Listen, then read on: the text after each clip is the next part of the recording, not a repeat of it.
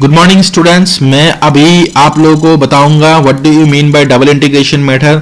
Double integration method एक ऐसा method है जिससे हम लोग स्लोप भी फाइंड आउट कर सकते हैं और डिफ्लेक्शन भी फाइंड आउट कर सकते हैं। तो जैसे सभी को पता है कि मोमेंट एक मैंने फॉर्मूला बताया था, that is the main formula is EI into d square y by d x square. EI into d square y by d x square is equal to moment at the section x. तो कोई भी beam पे अगर मुझे deflection find out करना है या तो स्लोप फाइंड आउट करना है, एक्स एक्स सेक्शन में मुझे मोमेंट फाइंड आउट करना है। उसके बाद बहुत सारा बाउंड्री कंडीशंस है जिनके बारे में मैं बताऊंगा। बाउंड्री कंडीशंस ऐसा होगा कि बाउंड्री कंडीशन के हिसाब से भी चीजों को लिखना पड़ता है। देखिए, अभी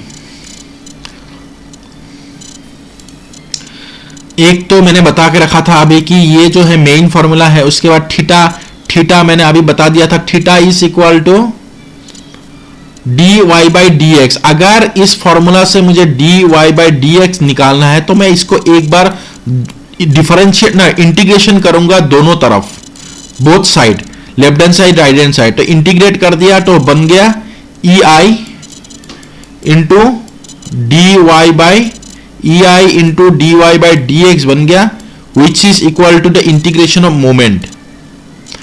तो फाइनली क्या हो गया, d y by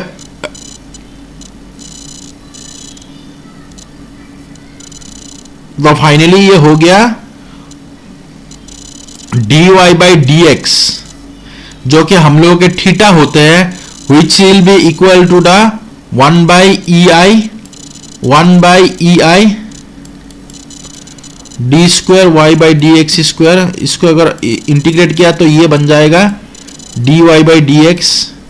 so d y by d x will be equal to the 1 by EI into the integration of mx dx। मतलब ये जो मेन इक्वेशन है, इसको अगर मैं एक बार इंटीग्रेट करता हूं दोनों तरफ तो हम लोग के पास थीटा आएगा। अगर मैं फिर से थीटा को अब ये अगर मैं इस इक्वेशन के इंटीग्रेट करूंगा तो मेरे पास डिफ्लेक्शन की वैल्यू आ जाएगा। तो deflection is equal to direct integration of theta dx। या तो मैं ये जो मेन इक्वेशन है इसको मैं दो बार इंटीग्रेट करता हूं तो मेरे पास डिफ्लेक्शन आ जाएगा। तो ये चीजें याद रखना है हमें कि मेन फॉर्मूला है उसको सिंगल इंटीग्रेट करेंगे तो हम लोगों के पास थीटा आ जाएगा, डबल इंटीग्रेट करेंगे तो डिफ्लेक्शन आ जाएगा। So this is the formula for the double integration method, जो कि मेन मेथड है हम लोगों के। उसके बाद नेक्स्ट है the various procedure, 4 step procedure है डबल इंटीग्रेशन मेथड का। 4 स्टेप प्रोसीजर है, कौन सा है मैं बता रहा हूं, this is the 4 step procedure. देखिए, स्टेप नंबर 1 में हमें बाउंड्री कंडीशंस लिखना है। बाउंड्री कंडीशंस कैसे फाइंड आउट किया जाता है मैं इसके बारे में बताऊंगा कि जो भी बाउंड्री कंडीशन है वो कैसे फाइंड आउट किया जाता है। देखिए, पहले तो बाउंड्री कंडीशंस के बारे में मैं बताऊंगा कि बाउंड्री कंडीशन जो भी है वो डिपिक्ट करेगा या शो करेगा कि कौन सी पॉइंट में थीटा की वैल्यू 0 होगा, कौन सी पॉइंट में स्लोप 0 होगा, कितने मीटर में 0 होगा, कितने मतलब इनिशियल पॉइंट में 0 होगा या फाइनल पॉइंट में 0 होगा। ये जितने भी है बीम टू बीम वेरी करेगा और वही हो गया बाउंड्री कंडीशंस। अब मैं आता हूं नेक्स्ट, मुझे लिखना है जो मेन इक्वेशन है इसके बारे में लिखना है। उसके बाद मैं एक बार उसके बाद मैं उसको डिफरेंशिएट करूंगा, solve governing equation by integrating मैं उसके बाद इसको इंटीग्रेट करूंगा एक बार तो मेरे पास आ जाएगा थीटा।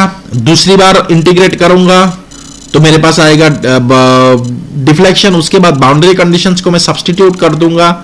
सब्स्टिट्यूट करने के बाद मेरे पास आ जाएगा इंटीग्रेशन कांस्टेंट्स, और जो इंटीग्रेशन कांस्टेंट्स को बाद में मैं फाइनली सब्स्टिट्यूट करूंगा और मैं फाइंड आउट करूंगा what is the value of slope and what is the value of deflection. जैसे मैं आप लोगों को दिखाऊंगा अभी। देखिए, बहुत सारा कंडीशंस है। जैसे ये एक कैंटिलीवर बीम है, ये एक छोटा सा कैंटिलीवर बीम है। अगर ये कैंटिलीवर बीम है, जैसे ये एक कैंटिलीवर बीम है, तो कैंटिलीवर बीम में जैसे एक मान लो आप लोड लगा है, तो जब लोड लगा है तो ये बीम का जो इलास्टिक कर्व होगा इस तरीके का होगा, मतलब हम लोग के पास थीटा की वैल्यू जो है वो ये जो पोजीशन है इस पोजीशन में मैं फाइंड आउट कर सकता हूं, या तो मैं इस पोजीशन पे भी फाइंड आउट कर सकता हूं। लेकिन ये जो ए पॉइंट है, ए पॉइंट में थीटा की वैल्यू 0 हो जाएगी और डिफ्लेक्शन का वैल्यू भी 0 हो जाएगा। क्यों 0 होगा ये दोनों वैल्यू ए पॉइंट में?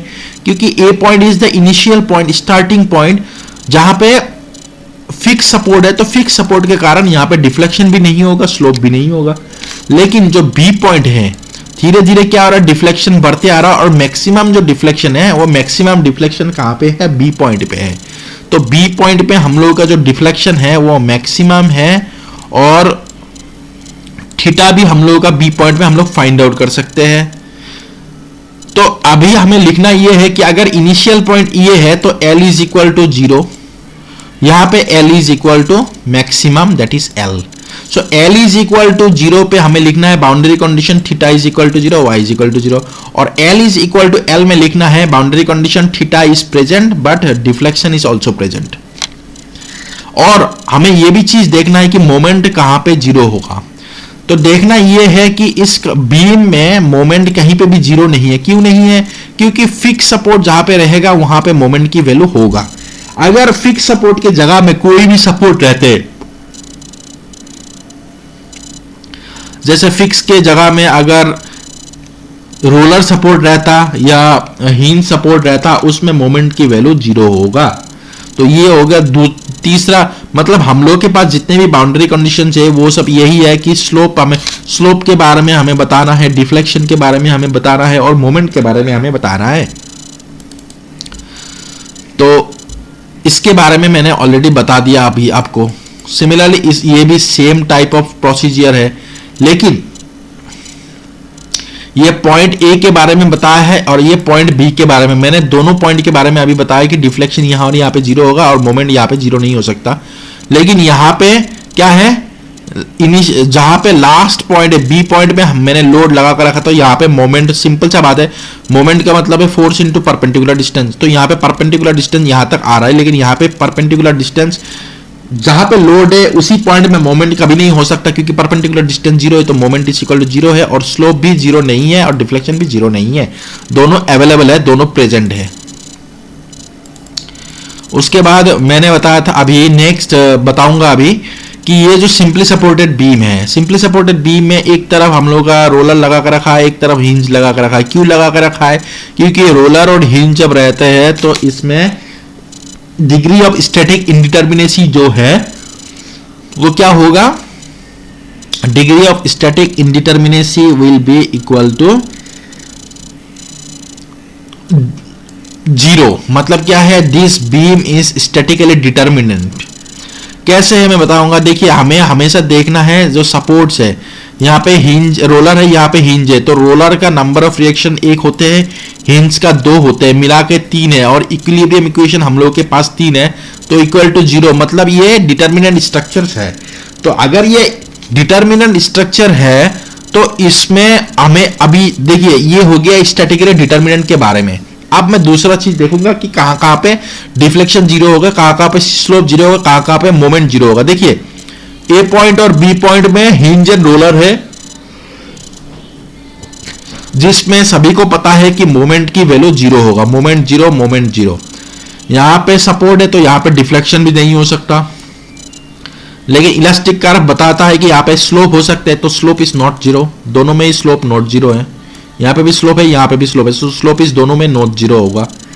और डिफ्लेक्शन अभी हम लोग कहां होगा, deflection is equal to 0, moment is equal to 0 and slope is equal to 0, जैसे मैंने बता दिया अभी। ठीक है। और बाउंड्री कंडीशन, ये चीज याद रखना है कि बाउंड्री कंडीशंस हमेशा हम लोग का जो न्यूमेरिकल्स में